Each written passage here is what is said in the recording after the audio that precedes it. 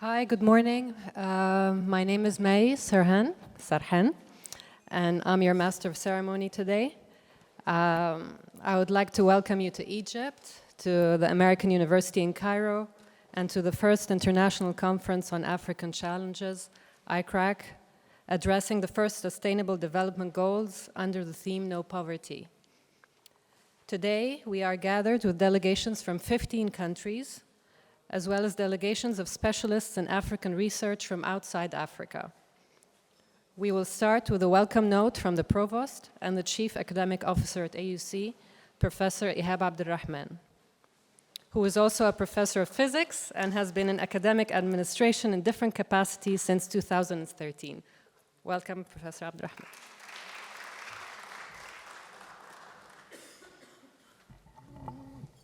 Just a minor correction, the Provost is the Chief Academic Officer, not the Chief Executive Officer of the university. The President is the Chief Executive Officer of the university. First of all, and please allow me before I start my official remarks to thank the organizers of the conference, simply because when the idea came almost a year ago and they worked hard on organizing that conference and putting it together, I thought actually it's a far-fetched idea and it will not work. And they proved me wrong, and I'm happy when my colleagues proved me wrong. And so thank you, Dr. Ala, thank you, team, for bringing all of those scholars to AUC and to Egypt to discuss one of the important issues that we're facing. Now to the official remarks. Good morning. It is a pleasure to be with all of you today for what I am sure will be a very interesting and educational experience that we can all learn from. I want to welcome all esteemed speakers, panelists, and guests. It is my distinct honor to welcome our keynote speaker, Dr. Andre, Professor of African Studies at Cornell University. She's done miracle to be with us. I hear from her today that she been through a lot to make it to AUC. Welcome to AUC. It is a pleasure to have her here with us today. We're gathered today to engage in a knowledge sharing, exploration, and discussion about the challenges that Africa faces, specifically regarding the eradication of poverty. Egypt is making the effort to enhance its integration into the African community, and AUC sees its initiative of hosting an annual peer-reviewed international conference for research on African challenges as its commitment to pursuing this goal of increased African unity. We believe unity is the best way to tackle the most daunting challenges that our continent experiences today. It is through collaboration and identifying our shared experiences that we will be best equipped to create solutions to all of the continent's problems, particularly poverty. The purpose of the conference is to bring to light African challenges from Sustainable Development Goal perspective and avail the opportunity for focused academic interaction in diverse fields. AUC as a leading global university in Africa, brings together researchers, policymakers, academics, and NGOs from different disciplines to identify problems and create solutions. Academics is a key element to this integration, and this conference is intended to reach out to the African academic community and to be a platform where different disciplines discuss methods to combat poverty and provide solutions. Our site is on creating a momentum for alliances and cooperation among our evidently growing academic community to create opportunities for a much needed integration of efforts towards prosperous Africa.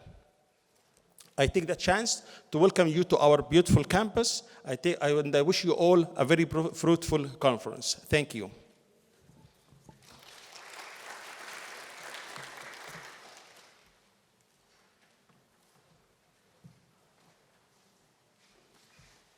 Thank you, Professor Abdulrahman. Now I would like to call to the podium the Associate Provost for Research, Innovation and Creativity and the Chair of the Organizing Committee for ICRAC 2019, Professor Ala Idris.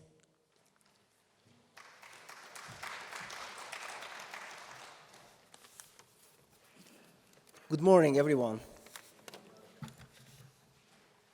Thank you very much for being here with us in this special moment for AUC to be able to gather academicians, educators, and development practitioners to join a dialogue on future of Africa and dealing with African challenges. I would start with what Provost started with by thanking my colleagues who have actually done all the heavy lifting and the hard work to make this conference happening. I would take the liberty to name them individually, key colleagues who have done the work: Dr. Shams Al-Batrawi and Ms. Hiba Hani and Ms. Noor Al-Aqad. I would kindly ask you for applaud for this organizing committee. I would also like to thank the academic organizing committee and the scientific committee who have been involved in the track design for each of the tracks that we are going to be discussing this conference, for the solicitation of abstracts, the refereeing and the reviewing of the abstracts, and for receiving and reviewing whether extended abstracts or full manuscript in many cases depending on the track. So also the scientific committee, which is actually has AUC faculty as well as international faculty in each of these committees. So I'm really thankful to them for their effort. They have done a wonderful volunteering work. Thank you very much to the scientific and the organizing committee.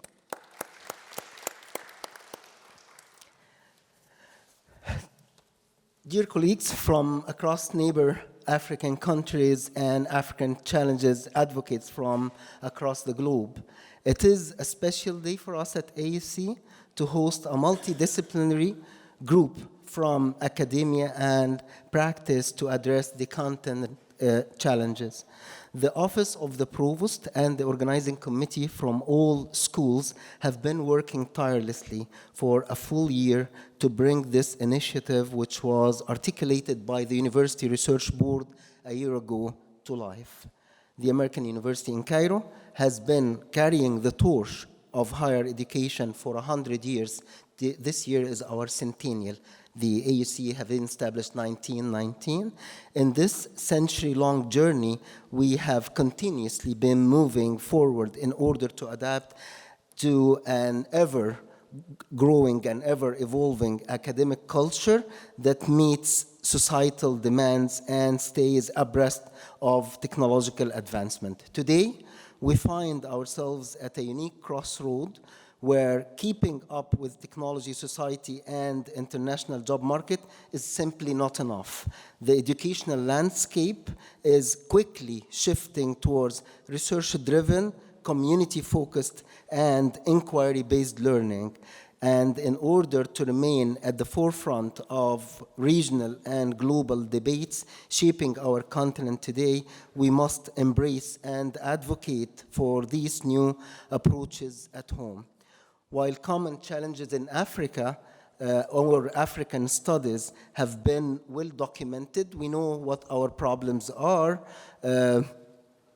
What's presently missing is an integration of effort and synergetics, especially where academia is concerned. Let's take an example.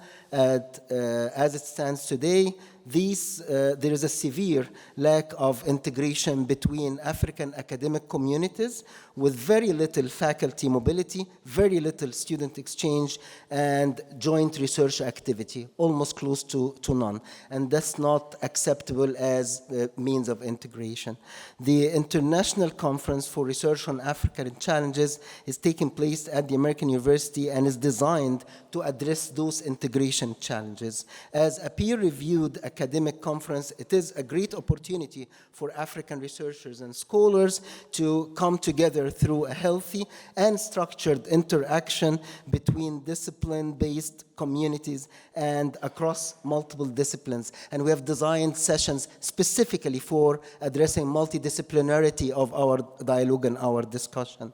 As part of our commitment to the 17 Sustainable Development Goals, SDGs, designed by the United Nations, the University Research Board of AUC has dedicated it to incorporate have decided to incorporate these initiatives into its biannual conference, starting with No Poverty at the ICRAC 2019.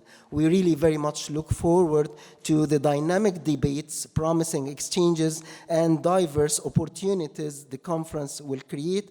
We also hope that availing a multidisciplinary platform for interaction amongst researchers, educators, and development practitioners in Africa and for Africa will establish a sustainable dialogue and shape the ICRAC conference for the years to come. Thank you very much for being with us today.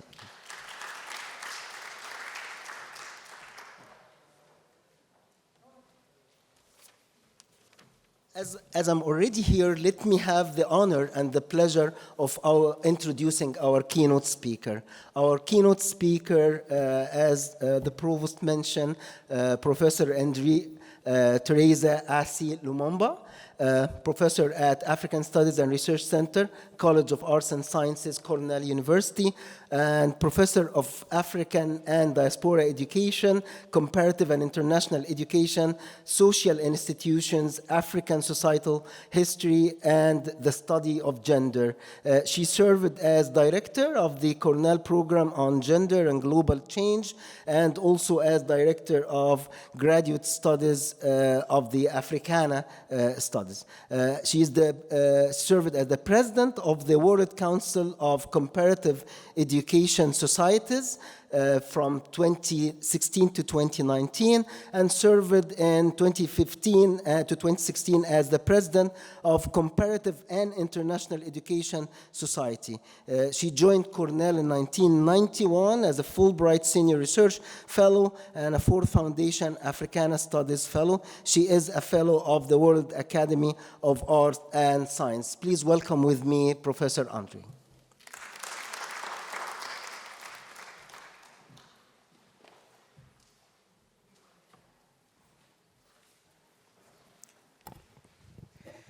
Good morning, everyone. Oh, wow. We are in Africa. Good morning. Yes, that sounds better. Okay. Well, before I even thank the authorities, I would like to start with something that Monsieur Adama reminded me of. We met at two meetings organized by Mr. Kofi Annan, the late Kofi Annan, and the one in Geneva. I remember it was in January, and a big snowstorm occurred. And so during the coffee break, we were talking about the bad weather, the snow, the difficulty of moving around. And then suddenly Mr. Annan said, nature has put up a splendid display for you. Suddenly the conversation changed from the bad weather to the snow, the beauty. Some of us were, as a little boys and girls, in our respective countries, we saw those postcards, those greeting cards with something that looked so unusual. It looked beautiful, but we had no idea what it meant. And Mr. Annan, the last time I heard him was on a radio. He was being interviewed. And I was driving from Ithaca to Cambridge, where a really great African mind had left us, Professor Juma, a great scientist. Some of you may know of him. and I was listening to Mr. Annan, who was interviewed for maybe an hour, and then the journalist at the end said, Mr. Annan, you are known to be very optimistic, but after the litany of problems that we went through in this interview, are you still optimistic? And he asked, what is the option? It means we have to believe that all the problems we're facing are created by humans, our societies, deliberately, one way or the other, and therefore we have the capacity. If we put our mind to those problems, we can solve them. So he was saying, I'm not just optimistic, waiting for things to happen. If we work on the problems created by humans, we can solve them. So thank you for reminding me of our meeting in Geneva with Mr. Adama, which gives me the opportunity to start this conversation. Usually in this kind of talk, it's like, as they say, you preaching to the converted. But it's not a matter of preaching, it's a matter of having a conversation about all the challenges that we face, that together with our mind, we can change. We can change our situation. So that's the mindset. So I hope I can, okay. Yes, I have this sometimes you talk in the afternoon, people are tired. Sometimes in the morning, people are jet lagged. So you do something to keep them awake. So while following all this, please focus on the substance of my ideas. So, well, I want to thank you, thank the IUC for the support, as it has been mentioned by the provost. It looked far-fetched, but that's the way things happen. It's through this idea that there's nothing that is not possible if we decide to do it that will make us move forward. So I want to thank the authorities for allowing those who had the idea to continue to explore it, to make sure that it happened, and I'm very pleased to be part of this inaugural conference. And I want to thank Dr. Malak Zaalouk. Of course, you are an authority, you are an inspiration. I heard about you before we met, and when we met, we have been together since. So I want to thank you for all the work you do, the vision, the inspiration, your commitment. You really inspired us. And Dr. Ala Idris, Associate Provost for Research, I hope I'm getting it right, who served as the chair. And there were two committees that were mentioned, the scientific and the organizing. I thank all of you. And many colleagues, some people I met a long time ago, others I met the first time I came here. And I have colleagues here like Jose, Gosa, and the student. IUC always makes a great presence at the CIS conferences, including the students. Really something I want to mention.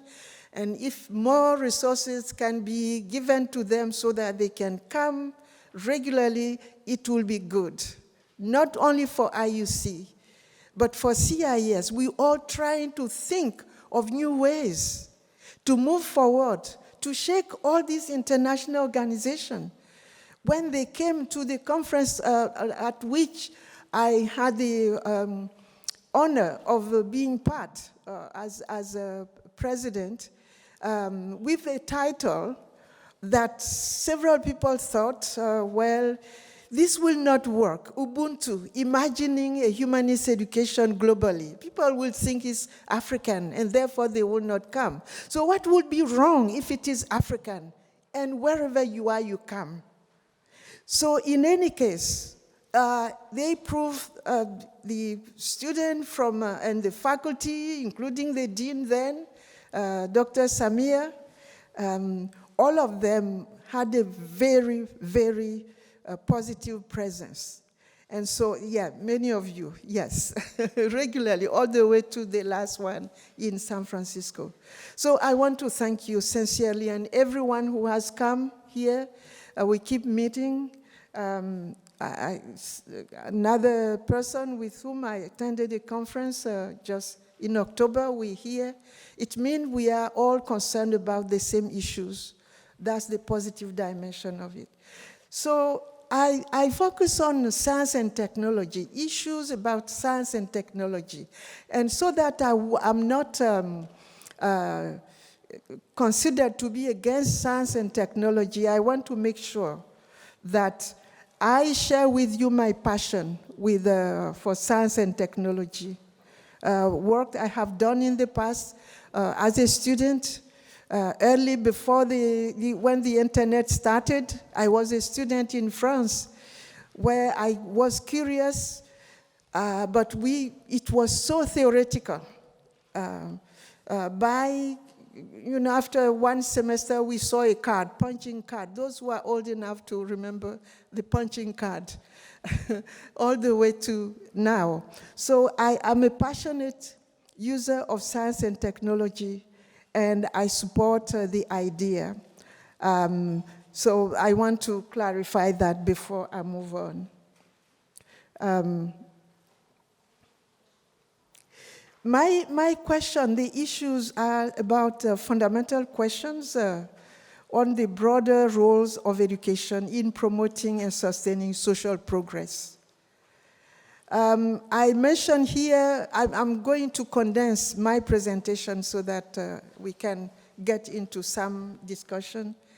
All the dimensions of education are universal, and Africa is not an exception. Without an education system, you condemn to improvise constantly, and which is not the case. There are systems by which certain mechanisms are reproduced. So there is the idea of science, and also technology as an application of science is universal and part of Africa. And why is that today? Sometimes in some discourses, it's as if we're discovering science and technology is something we need to embrace as if it were new. Yet it all started right here on this continent. I remember an experience I had, which I have had elsewhere, but I had that one has stuck in my mind. Before I was invited by IUC the first time and had a chance to see the pyramids. The first pyramid I saw were in Mexico, Teotihuacan pyramid. There you can climb. So I was curious enough to want to go all the way to the top. Once you get there, you wonder whose idea was it to bring me here, because if you fall, it will not be pretty.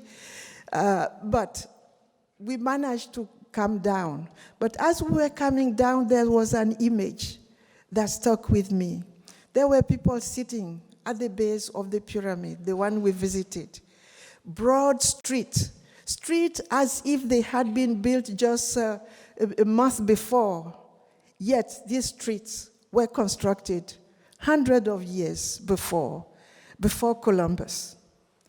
But the people sitting there, not formally educated as they are referred to, begging, were descendants of those who built those pyramids.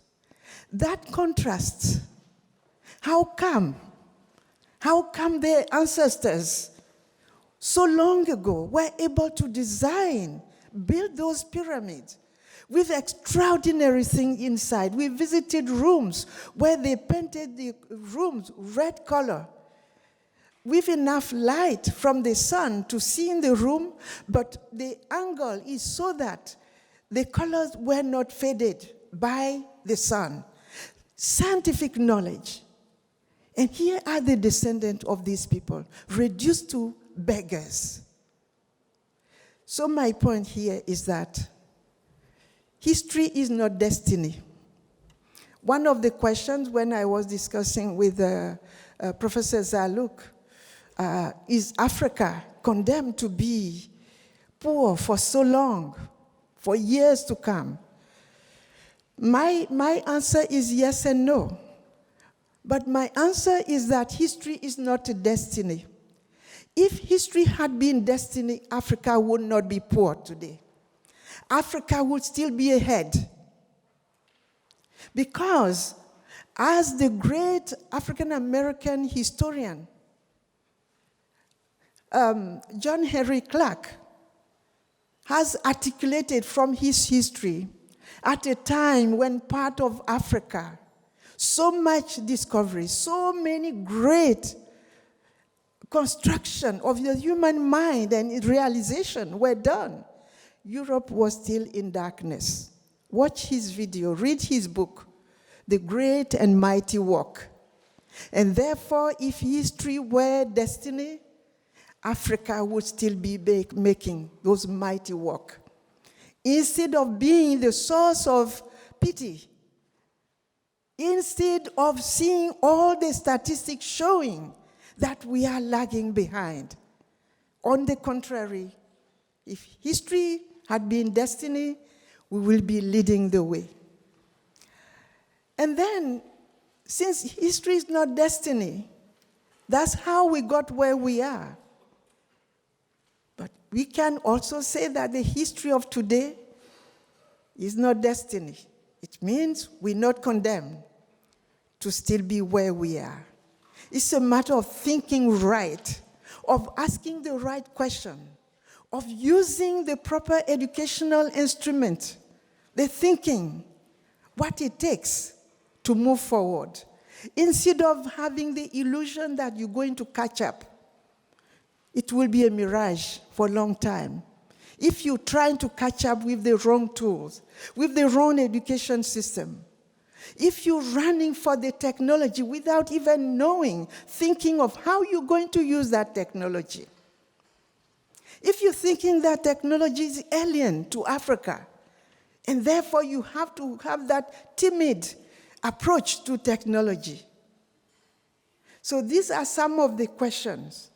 So Professor Mazrui has talked about the loss of memory.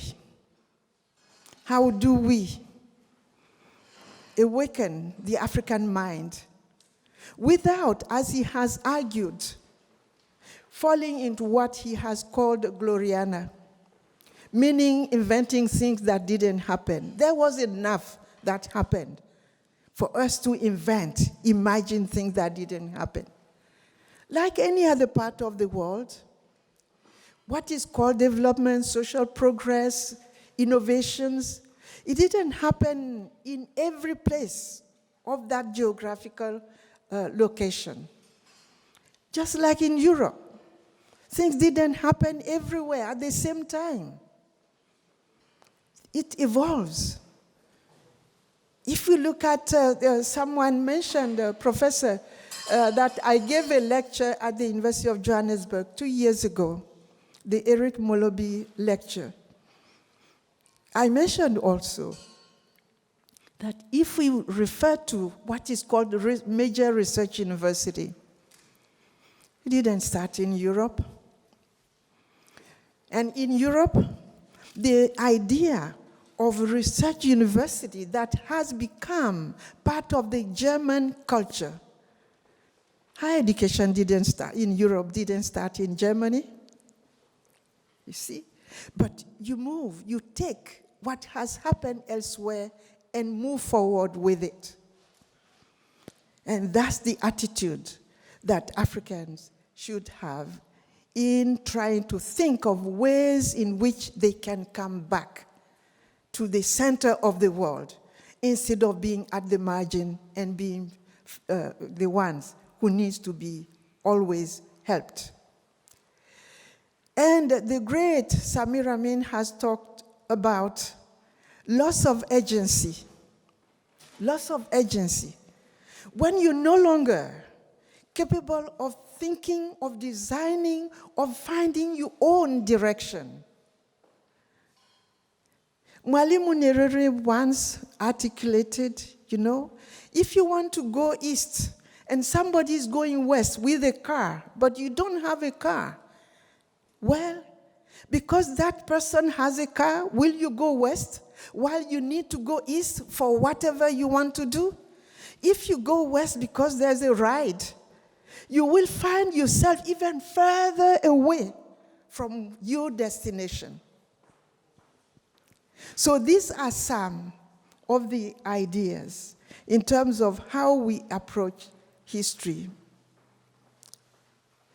If we want to think of the indicators, we all know all the indicators. It doesn't matter if country A, B, C on the continent has made progress from being ranked 165 to 163, or if it is, even 100. Even those who are supposed to be doing relatively well, when you look at internally the statistics, there's a huge discrepancy. South Africa made history with the heart transplant, but in the same South Africa today, you have some people who live in the fourth world, not even third world, because of their realities. Okay.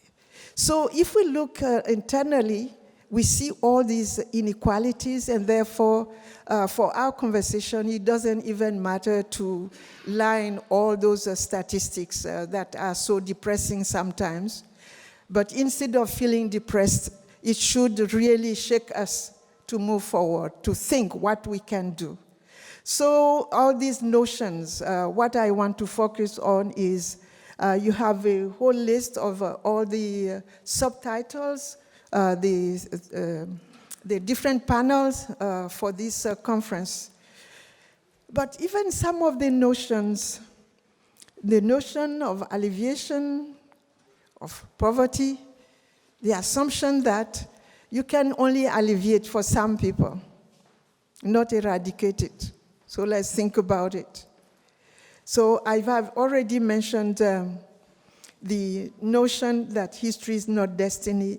And in our discussion, in our reflection, it's important to adopt this notion of temporality, past, present, and future, as it is captured by the Akan Sankofa perspective, where you have this bird, mythical bird that is flying, at the same time looking back. And something that people often miss in that on the Sankofa is the egg in the beak of that bird, representing the delicate future. The future is delicate. How do we manage the information from the past to really position ourselves in the present and look forward to that future? The issues have been articulated, as I mentioned, in different documents. The statistics are easy to find.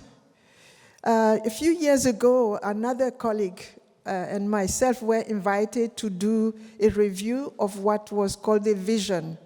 Each African country had a vision where they wanted to be in a few decades. Vision 2020, Vision 2030. All those visions that some of us felt that they were not well thought, because they knew then by that 2020, which will be around the corner, they would not achieve those.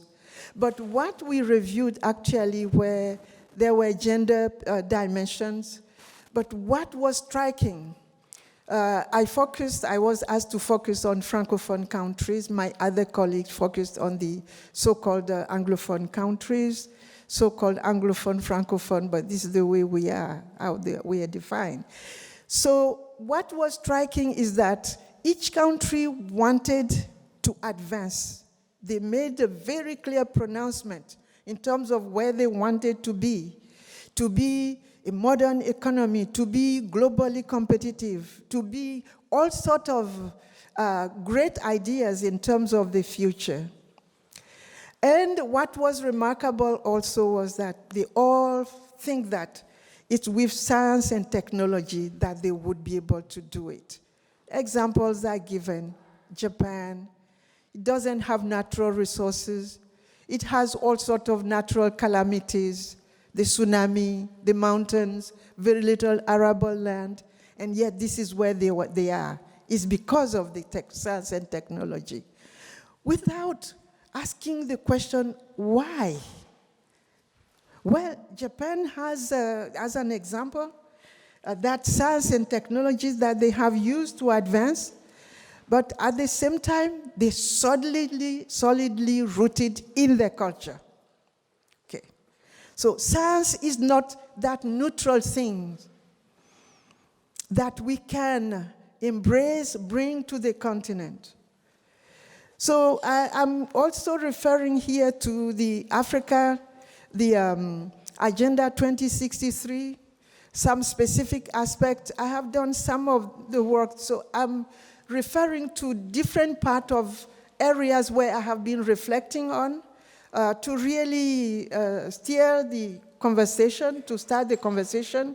So it may not look consistently logical, but these are some. For instance, the adoption of the African Continental Free Trade Area, which recently became effective in July this year. Well, we need to ask some of the same fundamental questions. How will it work? What will it take? And again, going back to Samira Amin, what would it take? What would be the global context in which we can, on the continent, make such a major achievement really become real? Oh, I think it's frozen, but, okay, yes, okay, back. So these are some of the dimensions of this free trade area that became effective. I'm going quickly through it. It's a very exciting possibility, but there are major challenges, as the title of this conference also suggests. All the mechanisms, the practical structures, all these are very important. But really the fundamental issue is what would be the philosophical question that will guide all these infrastructure. These are really important. But these are the practical mechanisms that should be put in place in order to advance the ideas of what model of society we want to create in each country across the continent. These fundamental questions need to guide these structures that will be put in place. So I quickly talk about the evolution of science and technology in institutions of higher learning and how they can help facilitate, increase access, but at the same time, if not well thought, create other problems. In the area of research, equally, science and technology are facilitating the research process and procedure. But again, consistently the fundamental question, philosophical question, must guide the process. For instance, science and technology can be used to train more teachers. But training them to do what? What is the substance? What is the content? You have trained 1,000 teachers as opposed to having trained only 500 before. It should call for a celebration. But what is the difference? What is the substance? In what ways those teachers are informed about the major challenges of our time? Issues of inclusion, issues of sensitivity to the environment. How can they train those who will be in leadership position, those who will be working in 10, 20, 30 years? So it's not the fact that we can use science and technology to reach more people to be trained as teachers, but how do we conceptualize, design, and implement the content? When we talk about curriculum, we often talk only about the student in the regular classroom. But we need to talk first about those who will be teaching the student. So the curriculum design with proper philosophical questions and technical dimensions should be asked first about the trainers of the future students. I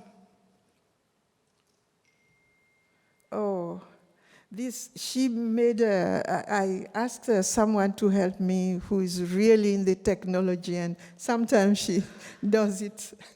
It takes time. Okay, these are issues that I discuss in thinking of transformation, innovation. Who are the actors? What do we consider innovation? When we transfer things that have happened elsewhere, it's not necessarily an innovation. It's a relative innovation because it's new in our context. But it's not necessarily an innovation if we have not thought really carefully through what is needed to address the issues that surround us. So that's an area that I have been reflecting on. So what is desirable, what is not societally acceptable, even if it can be accepted elsewhere, and the stages to innovation and application. How do we create that creative mind, that curious mind through our education system? I was doing a research once and interviewing people in different countries, and I remember vividly the comment that one person made, which is true, is that often in our lower school systems, those who go to teaching is as if they were not able to do anything else. That's why they go to teaching. And if you did not yourself feel very passionate about science and technology, how can you start to develop that curiosity among the young minds? And yet there are institutions, there are countries that have shown that by making the right choice, you can have the very best go to teaching. Cuba is a persistent example where the best go to teaching. There are many other explanations, but that's the fact. And it has really result, you know. So, so then resistance. What are the sources of resistance? When you want to assert that agency that Samira Amin talks about, what are the issues? Whose interest is being challenged by this innovation, by this agency, by African all critical thinking of what is good for them, instead of resorting to the old ways of copying, of inviting. I saw recently, Codesria has made an announcement this week, actually, that African government should start using the resources in the institutions that function in their communities, in their countries, instead of thinking first of the expert as coming from elsewhere. An expert is someone who understands the issues at hand. No? My very first job was at the University of Côte d'Ivoire. And I was part of a team of architects, urbanists, taking care of the aspect of education. And I still remember that for a project on relocating people after a dam had been built, the architect who was invited to design the new houses in villages for the African farmers was an architect from Paris. I have nothing against that architect from Paris. But what was his understanding of the life of farmers? No reason why those farmers refused to integrate those houses that were supposed to have been modern houses. So how do we find proper ways? We must continue to collaborate with others. It's not a rejection of the others, but what is the proper mechanism for making use of the expertise of those who come from outside? So what is the type of partnership? These are some of the fundamental questions that Africans must continue to ask as they tackle all these issues of how to get out of the poverty trap. Who actually has an interest in creating this group of,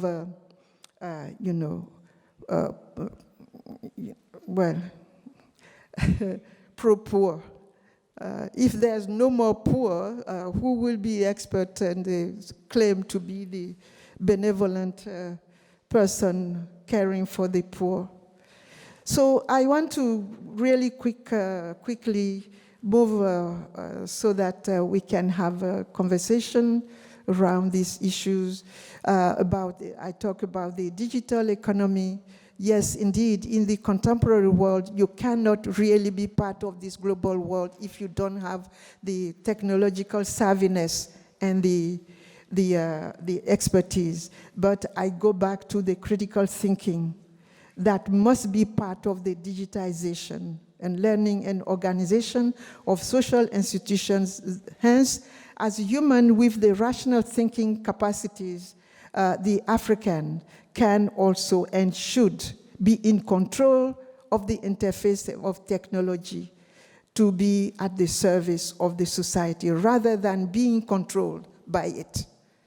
When you invite or adopt packages that are not consistent, don't have necessarily the connection to the reality that you want to deal with. So I talk about all this. Let me really move quickly because I understand there will be a few questions.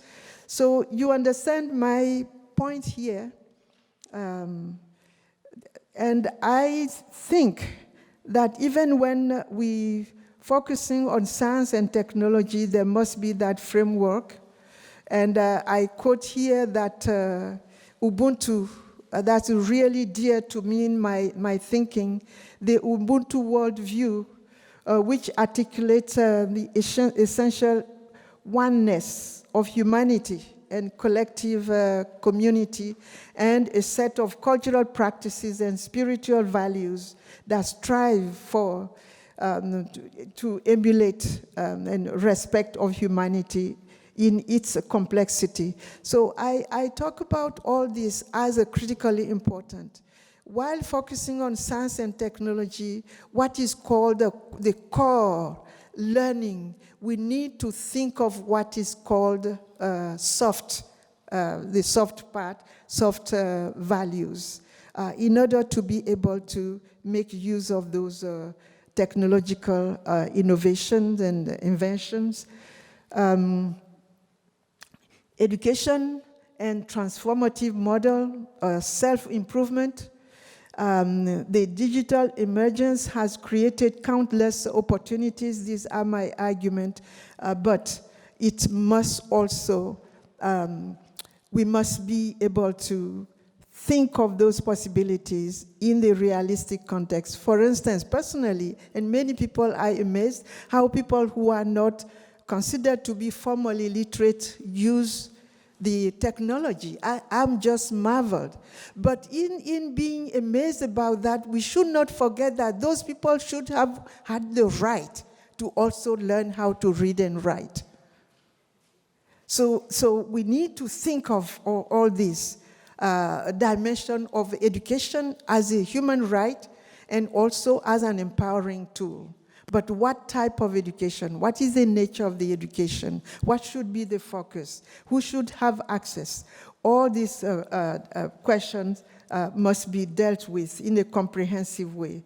Let me wrap up there are some development. I have looked at some of the titles of the papers to be presented today and tomorrow, and many of them cover this dimension. I regret I can't be in 2-3 rooms at a time because of the necessary parallel sessions. So I would like to really sit and enjoy those and go back with new questions, new ideas of thinking of these issues. So let me, go to, I have a different articulation of the digitization and some of the issues involved. So to wrap up, technology needs to be cultured, appropriate, and balanced. It's important to embrace technology. The power of technology is extraordinary and stand unshakable. Africans should use technology to open all possibilities and become the best human possible and heal the world. That's a very important message in Samira Amin, in Ali Mazrui, that we still have a lot to offer. Instead of thinking of ourselves as recipients of help, Africa can lead the way in many, many dimensions. We simply need to have the confidence and to discover where we can lead. This is where the delinking is still very relevant by Samira Amin. There were people who didn't understand and still don't understand, thinking that he was promoting building walls. A global icon like Samira Amin, how could he believe in building walls? Definitely not. But he was talking about breaking down the old paradigms that guided the relationships that have created the inequality of the world. Another icon, Walter Rodney, wrote about how Europe underdeveloped Africa, the dependency paradigms. Resources are zero-sum commodities. The more, if you don't have an egalitarian ground for distribution, the more you have for one group, the less will be available for the other. But it's possible. If we have this Ubuntu paradigm, if we apply it, then it doesn't matter how much resource we have. We will be able to distribute. Instead of saving or keeping what is available for one group, we will use our imagination, our creative capacity to create more resources for all. So this is where, using that Ubuntu paradigms, that we are all interconnected. Look at the environment. You know, you mess it, everybody will suffer from it. And therefore, it is in our collective interest as a humanity to be able to use all our resources, our mind, our capacities, to create a new world. And this is where Africa can lead. And so I have elaborated a few more things on those great ideas of not delinking, cutting the ties, but cutting the old ties and building new ones that are mutually respectful, that can think of us as all humans, and leading to what Samira Amin has called the greatest level of human civilization, So we are capable of doing that. So these are, as I mentioned, a few ideas about works that I have been doing. Instead of presenting one paper in a logical way, is to refer to some of these areas of critical thinking that I have been working on. And so, thank you.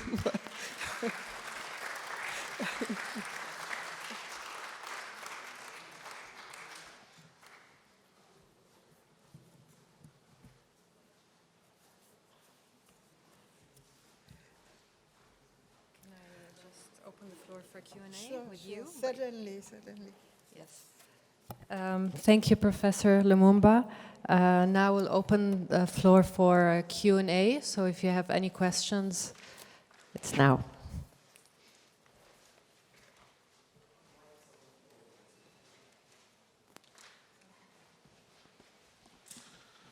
I'm Professor Kongo Abraham Madasun, Federal University, Ukari. I want to thank you for such thought-provoking lectures. But things I've always talked about, you actually reflected on a lot of them. And before I ask the last question, I want to touch on 3 issues. I find it difficult, actually, to mention, but it's the real truth, that mental poverty is a key issue to addressing a lot of the things you have actually said. It's a question of the mind. Like I've always told people, there are 2 types of poverty. Material poverty, and that is what the UN is always addressing. But I think if we consciously address the issue of mental poverty in Africa, we'll get out of it. Because the mind is already fine-tuned. Like the example you gave, people sitting under the cave, and those who designed it were their ancestors. But what that means is that they be subjugated in terms of their mental thinking and everything to think that they cannot develop. And so that is where they are. Yeah. And I think the same is also applicable to Africa. And so what we find is that we'll not be able to debunk the old colonial mentality of inferiority against the superiority of the colonialists. So there's a huge problem. So if we are going to think about technology and science, then obviously there must be conscious effort to train the mind to think out of the box. And again, secondly, I also find it difficult in terms of wholesale policy implementation in Africa. A lot of the policies you are talking about, whether science or education, are not actually developed in Africa. They are developed outside the continent and then transfixed into the continent. And how do you,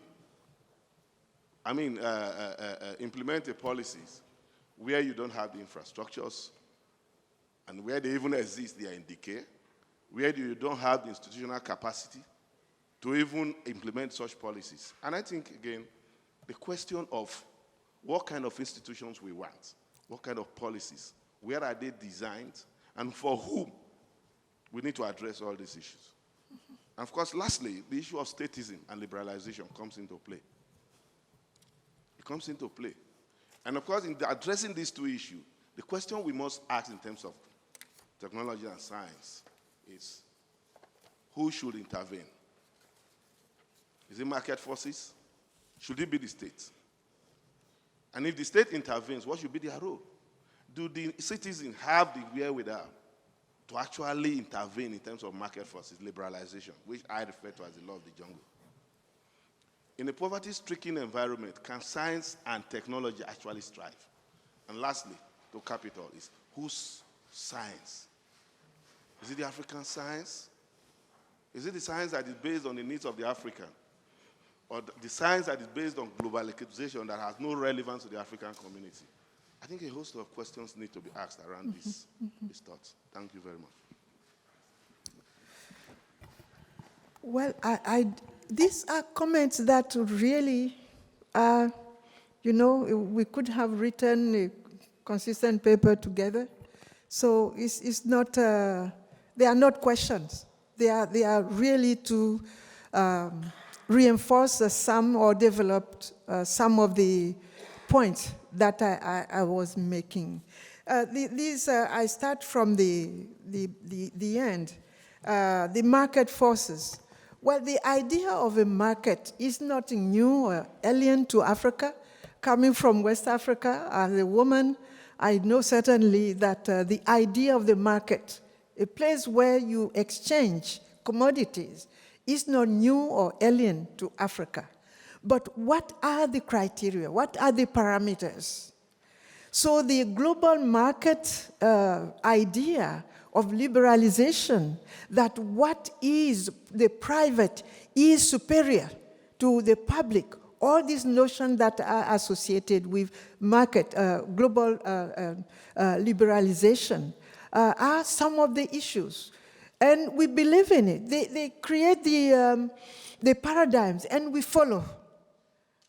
It's time. And I made it clear that it's not that we are against anybody. It's a matter of, as Samira Amin articulated, reclaiming agency and discussing, debating. What do we offer? If we're going to have one common system, well, the whole idea of the market, when you go to the market, whether you're formally literate or not, or literate in your own culture or not, when you go into the market with your commodities, you're the one to set the price, okay? And you debate. You debate until you are satisfied. So this basic notion should be part of what constitutes the ground of thinking of those who make those decisions. Instead of, even when they produce the commodities, the price being set elsewhere. I recently participated in another meeting that was organized by the two leading, well, using all this ranking, two leading universities in China, Beijing University, Beida, and Tsinghua. And it took place in Italy. They used the facilities of the Rockefeller. And the discussion was about aid, global aid. And my own contribution was that we need to define that what constitutes aid. Because the way it has been formulated is that Africa needs aid. Africa needs to be helped. But Africa is part of an exchange system. Well, those raw materials that are used to produce the commodities that Africa has to buy at a high price, well, without those raw materials, then they will not be transformed. Therefore, they are very important point, a very important part of the production process.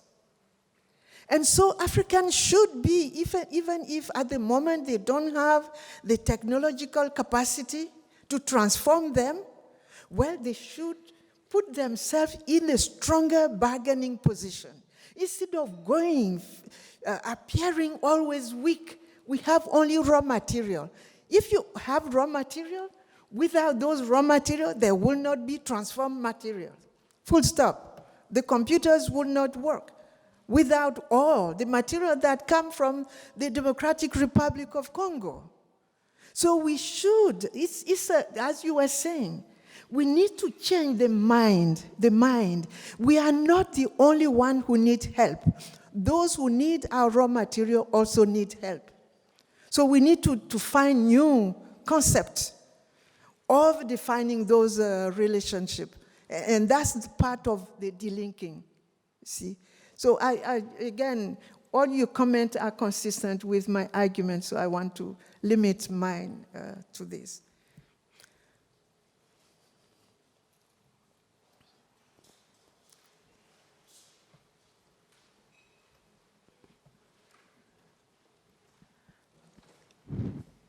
Thank you, Professor. My name is Mokua Umbati from Moi University, Kenya. I don't know whether it's a question I have or it's just a comment. You talked about history not being destiny. Mm-hmm. And then there's the question of the African having been colonized, and there is colonial domination, and therefore the African way of thinking, the African way of doing things was dominated and alienated from what the African used to do. Meaning the African was programmed into a unilineal mode of thinking, that what the African was doing previously was not progress or development, if you want to quote it. Then, in a way, the African agency was like, I don't know whether it was cleared or it was like, the African was denied, or the agency of the African was somehow repressed or dominated. So, don't you think then that history is destiny? Because in this case now that the African history has been dominated, he has been given, or he or she has been given another history. And this history is now what is determining how to progress forward. So, don't you think that now, within this context, the agency is not there? So, don't you think that history is destiny?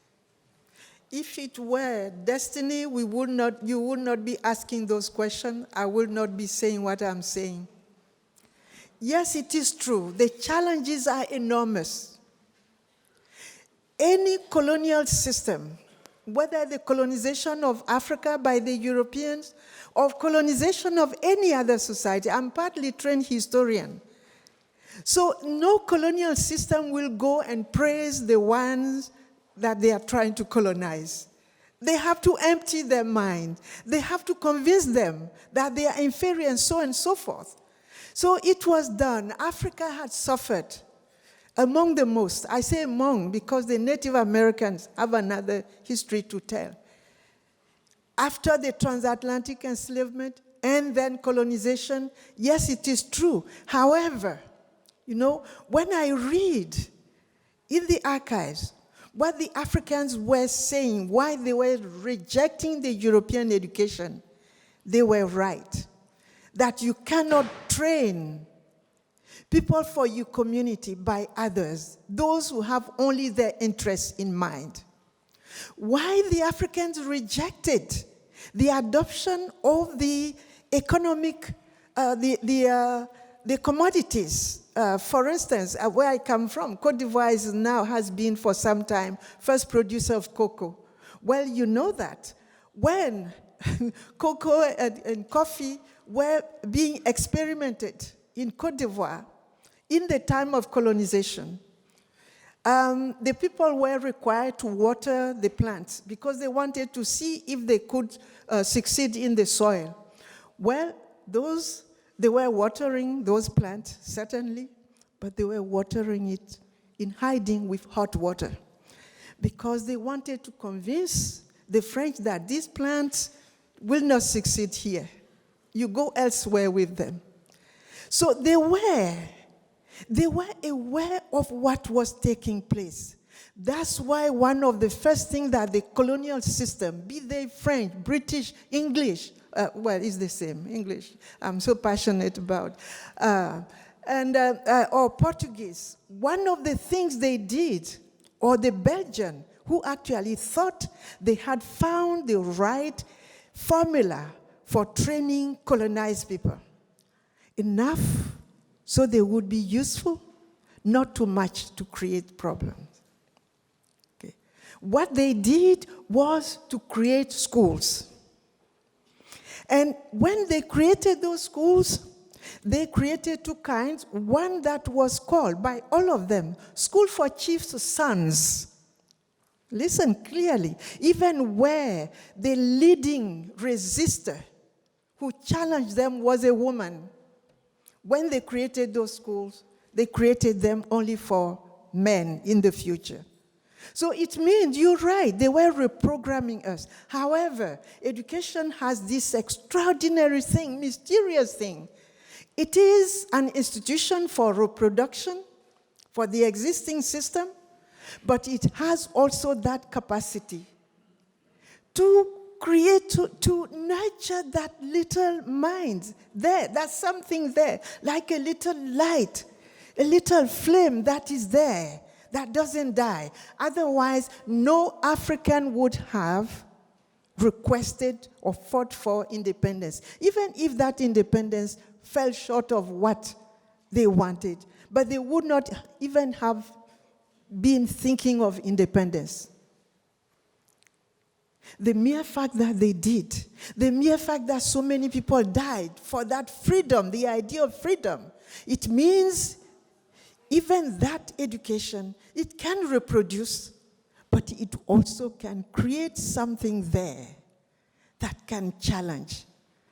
Otherwise, we will all be here celebrating the greatness of colonization. But the fact that we are asking this question, it means that dimension of education is still there. And therefore, we need to take care. It's as if, have this little spark that you need to nurture in order for it to be a flame that will enlighten. So that's where the hope, realistic hope, comes from. So we are not programmed forever to be colonized. It is there. The fact that I'm speaking English, well, is part of that. But could there be one day another way of expressing ourselves? Here, for instance, using science and technology. I was very impressed when the First Lady of Tanzania made a presentation several years ago, entirely in Kiswahili, but using the PowerPoint in English for those who could not understand Kiswahili. So how can we use then science and technology to precisely advance? And when you use it, there is a certain, the Ubuntu, that kind of humanity, that kind of being together. I have lived in those countries for a long time, in France, in Canada, in the United States, for over 30 years, but I'm still very much part of Africa. I'm still rooted. And when I'm in Africa, despite the impact of colonization, I feel that I'm in Africa. And there's something there. That collective dimension, let's not let it go because it will be at the peril of the whole world. We need to use that part to contribute to bringing that humanity to the world. And so it's not all lost. Yes?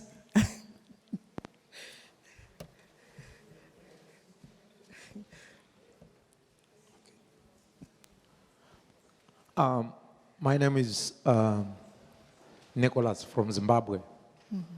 Mm-hmm. Thank you for the presentation. I was looking at the issue of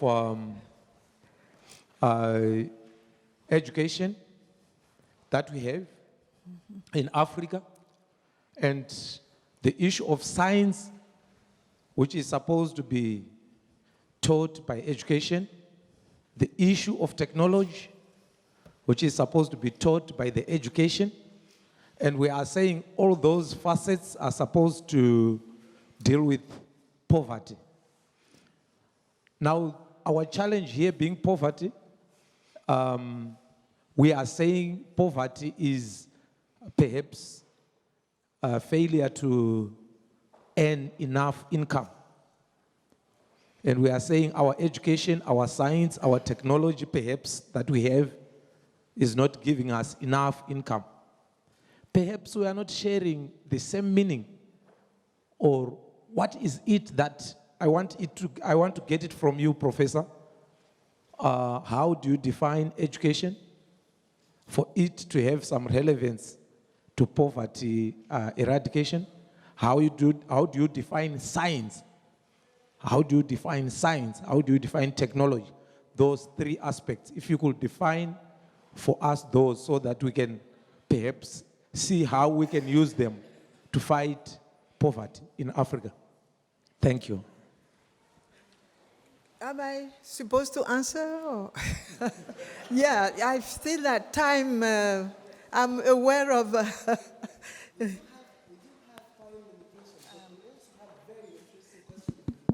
Yeah. So why don't we give like 5 to 7 minutes more? Quick questions, quick answers. Okay. We move to coffee break, unless coffee break is a sign of colonization or something. Okay. Have more interaction and more questions answered by. Yeah. Well, maybe, yeah. A quick comment. Yeah. Right. All right. Right. Just a quick comment. Thank you very much, Professor. That was a really good presentation. I just want to point out to just a few things that I think as academics we normally don't tackle or think about, right? So it's okay to talk about education and technology and how that will assist in poverty eradication. But we don't think of a mind shift, right? So you know how when you're doing your research, you have to think of the paradigm shifts. But I think in Africa, there's a need for a mind shift, because when you think about even just gender equality, some of the issues that are there are that, you know, there's just this fact that you're a woman standing there and your presentation was great and there's so many issues you tackled on, but the questions that were coming were questions directed, which were quite, you had addressed already, if I must bring in a critical thinking hat, right? But if we have a mind shift to like really just always, you know, accept the next person and really listen to what they have to say, not to listen in order to ask questions, but to listen in order to add as we continue to build Africa. So I think for me, my expectation had been that this conference is one in which we are, you know, we are building towards a better Africa and not necessarily criticizing each other, but necessarily coming up with good, solid ways of moving forward and doing things together in a better way. So I think to take away that intellectual competitiveness and really just break things down. That was just a comment I had for today. Okay.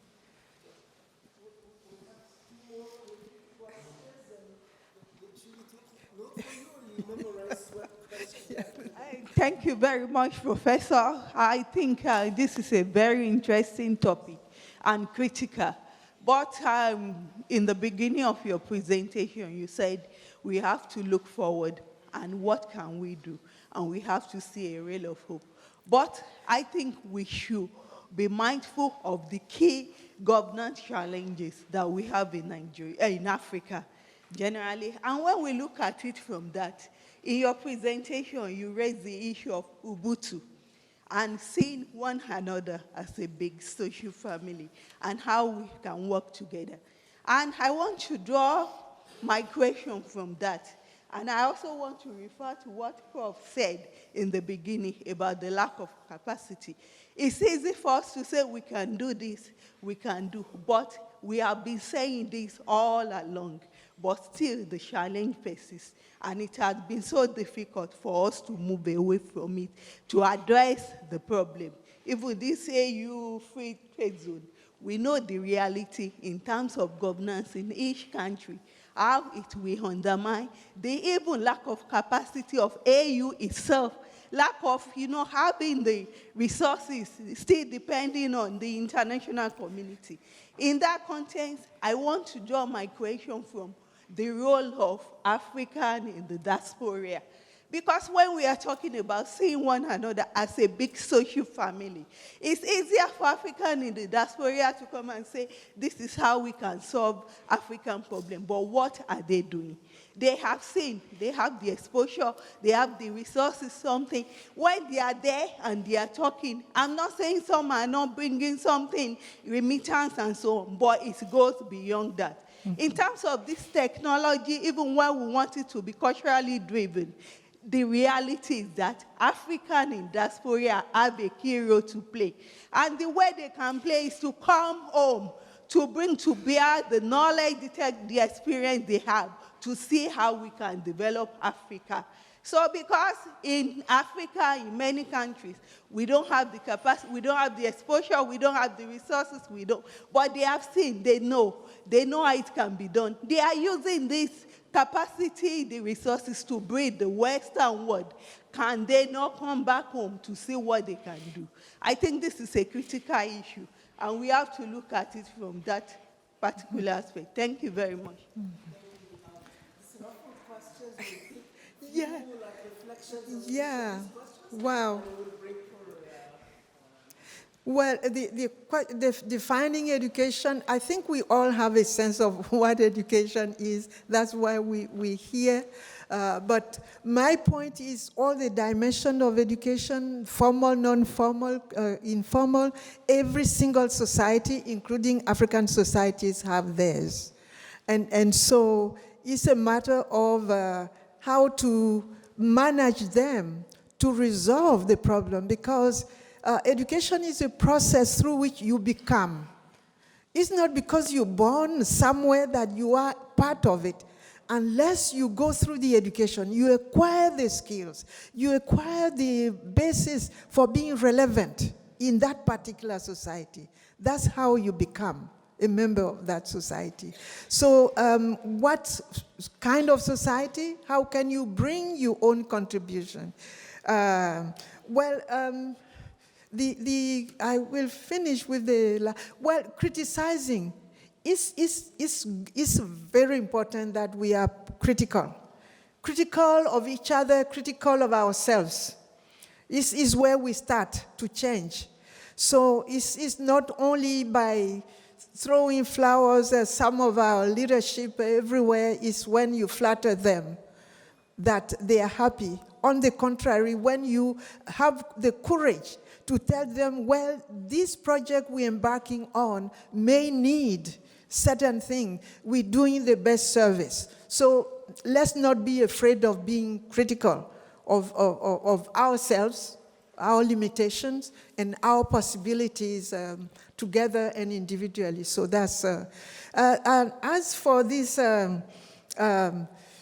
the diaspora is a very complex one. Which diaspora we're talking about? Is the historic diaspora, those were the descendant of the enslaved Africans. How do we fix that? AU has adopted certain institutional resolution. You know that we have the 6th region of Africa. It's the African diaspora. So how do we give meaning to the different historical moment at which people on the continent went against their will, in chain, or willingly, in quotation marks? Some of them recently left because they have no other choice. When there's a conflict and they have to literally flee for their physical safety, many of them go to Africa. Most of the migrants go to African countries, not elsewhere, but some of them go. So there are many ways in which people find themselves elsewhere. And so it's also through that education that we will be able to connect. I have done some work in the area of one major institution that the colonial system didn't succeed entirely to destroy, is the family.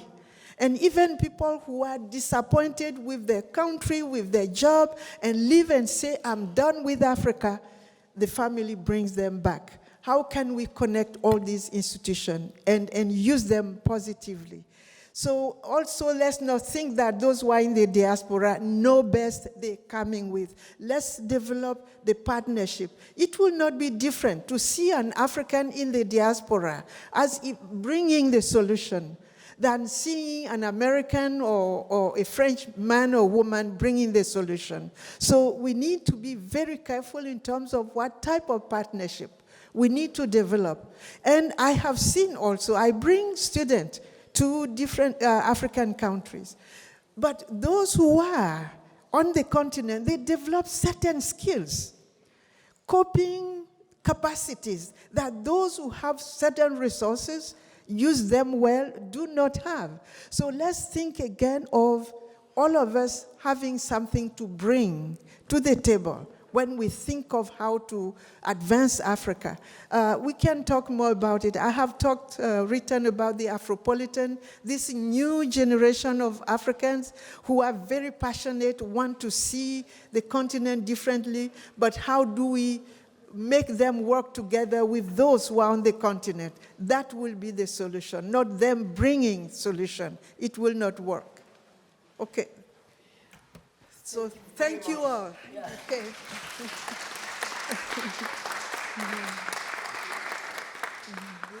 We will just introduce to you the way you use the application, the mobile app, for the conference, so to become more interactive.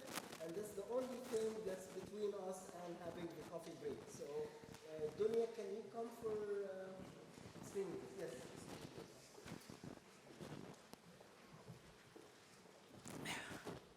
Can you take up my... Okay. Thank you. Okay, can I? Yeah. Hello.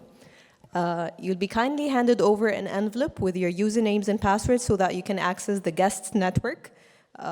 So please, you have to enter your username and password, and whenever you have an internet connectivity, I'll ask you please to download from Google Play or App Store an application called AUC Conferences.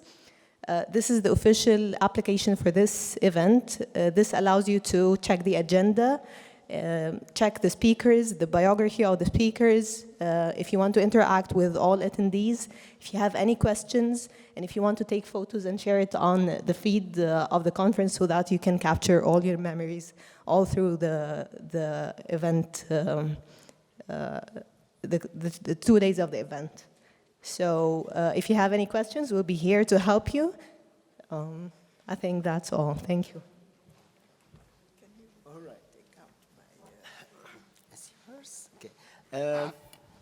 Before you leave, I mean, we're gonna have the coffee break here in the Mu'taz Al-Alfi Hall, and then in 20 minutes, we'll go to the breakout sessions. There will be a signage on each of the 3 rooms in the campus visitor center. They are just like 100 meters left to this hall, and there'll be then the lunch break will be back here in this room. Then there'll be the session after the lunch break, and then we reconvene for the conclusion session. The way conclusion session is going to work is co-chairs of each session will give the takeaways of the session, what has been said, the papers presented, key ideas, and so on. This is the first round. And then after they finish, they have each one, again, like 5 minutes to comment on potential for integration of the parallel sessions. Because one of the key things we want to do here is to find how people can work together. What kind of integration is available between people in sociology and people in education and others in public policy, for instance. So there'll be this second round, and then we'll open to the floor 15 questions in each of these integration sessions, right? So for now, please, let's have the coffee break, and in 20 minutes we will call on you to start the breakout sessions. Thank you very much for this. Thanks, Dr. Nene. Thanks.